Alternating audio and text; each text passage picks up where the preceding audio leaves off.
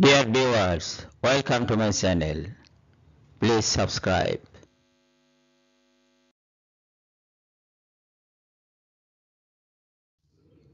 The title of my today's video is Islam flourished in Mecca, not in Petra as Westerners insist.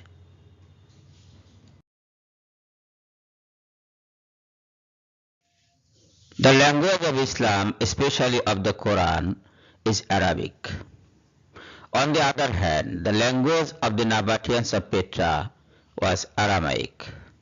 So it was impossible for Islam to flourish in Petra. It flourished in Mecca, the birthplace of the last prophet of Islam, Hazrat Muhammad sallallahu alaihi wasallam. Islam has nothing to do with Petra, and Petra had nothing to do with Islam.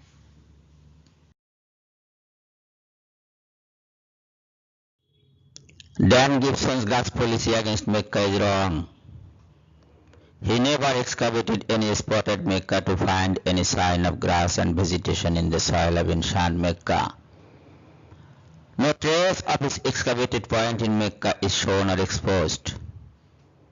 So his claim of archaeological proof against Mecca is also unfounded. Even today grass and vegetation are seen in the vicinity of the mega city of Mecca. Please have a close look of the picture. We see grass and other vegetations in this picture. Why and how any man can claim those were not in Mecca in the days of the Quran's revelation? I don't know.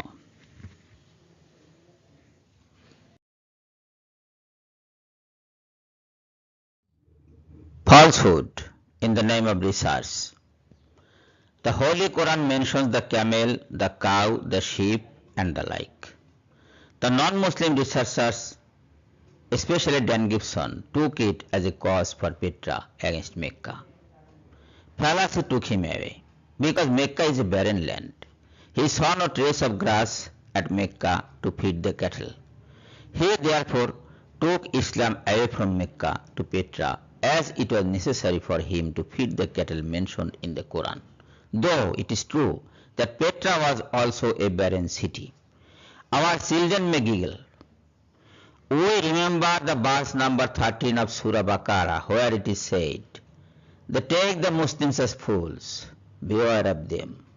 It is they who are the real fools, although they do not know that." For everybody's kind information, even today we find no trace of vegetation in the ruins of Petra. On the other hand, we find trees and grass near Mecca. Another important thing is that Allah cited the names of those animals as only reference, and no animal is related to any particular city or area of the earth. The references are simply for the whole of the earth. These have nothing to do with either Mecca or Petra alone. The Quran never said that those were the Meccan animals. So, Westerners' conjecture that those animals were related with the birthplace of the Prophet is only overdoing. It does not bear any sense. It is totally falsehood.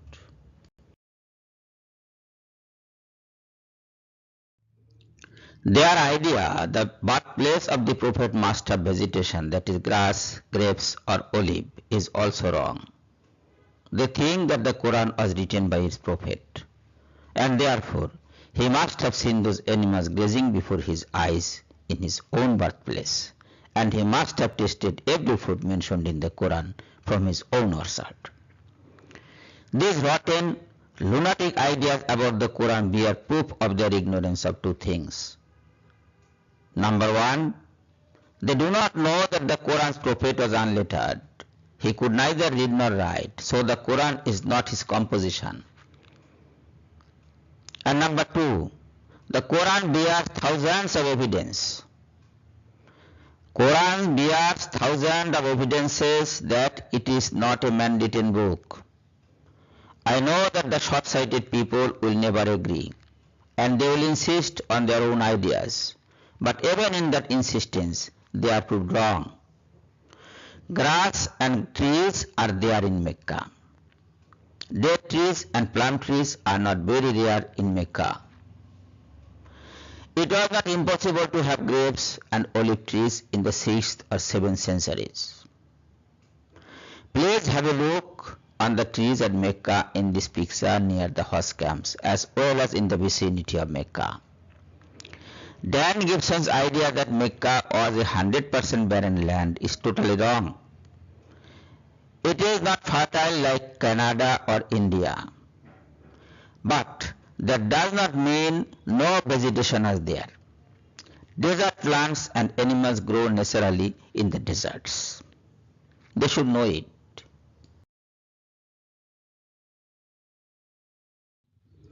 Trees of Mecca were standing before Dan Gibson from the beginning. But he collected some sand in a teaspoon and now denies the existence of any vegetation in Mecca in the name of soil test and archaeological evidences. He says that Mecca does not have any archaeological signs and symbols of the days before the 8th century. It is totally wrong.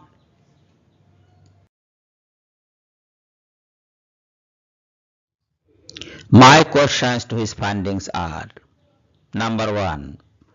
Was not Mecca on the planet before the 8th century? If yes, then his findings are not true.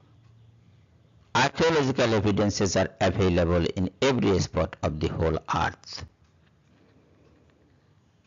Number 2. What do the archaeological signs and symbols or trails mean? Are they only the remnants of lost buildings? If so, he is right in the sense that nothing of Mecca was ever destroyed. If not, he is on the wrong point because not a single point on the earth is there which does not have any signs and symbols of archaeology of the days before the 8th century. Number 3. Which spot of Mecca was excavated by Dan Gibson for archaeological portents?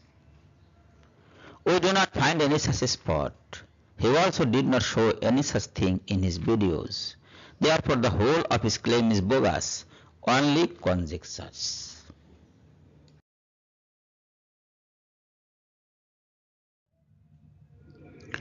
Some natural questions arise out of his conjectures.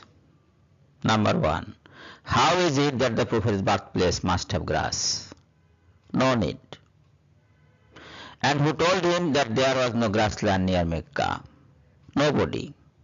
He tells of his research, which he never did. Only collection of a spoonful of sand is not research. Number 2. Who told him that the cattle head mentioned in the Quran must necessarily be of the birthplace of the Prophet? None. Number 3.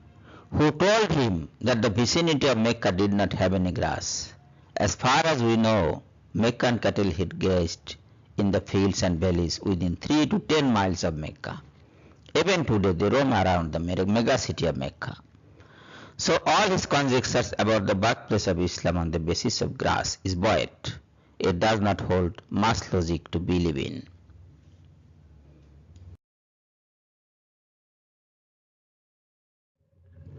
The camel, the goat, the sheep, etc. are accustomed to live in the desert and they are mainly desert animals. The camel roam about even in the desert of Sahara, the toughest and the most barren desert in the whole planet. Where lies the problem for those animals to live in Mecca? No problem, no problem, no problem at all.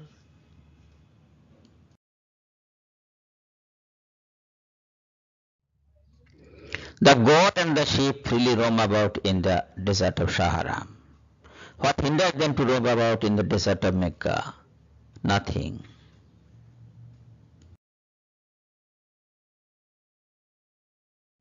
The goat and the sheep grazing and frolicking in the desert.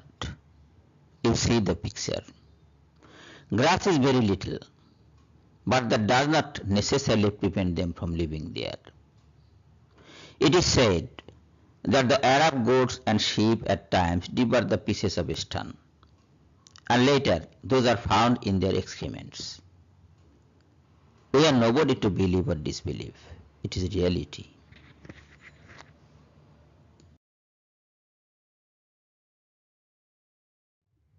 What was the harm?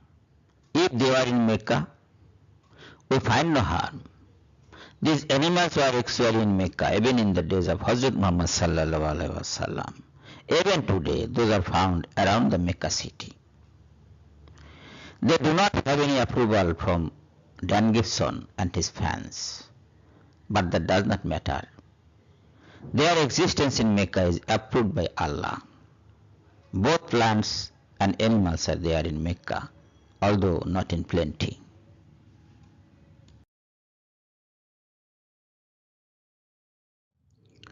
So let us conclude that the alien researcher is alien to both Mecca and Islam. He has got nothing to do with the Muslims. The cattle and the cattle feed are not any deciding factors as to where did Islam flourish. Allah chose Mecca and it was Mecca. That is all. It is not a matter of argument. It is reality, natural reality. Reality does not care for any logical debate, and people who engage themselves in such futile debates are on the wrong side. The Quran has rightly pointed out for the Muslims about them. So the Muslims should beware of such people. They should keep aloof from them.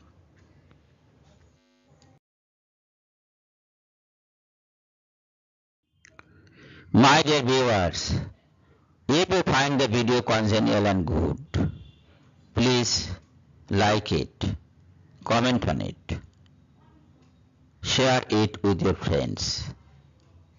And if you have not already subscribed this channel, please subscribe it.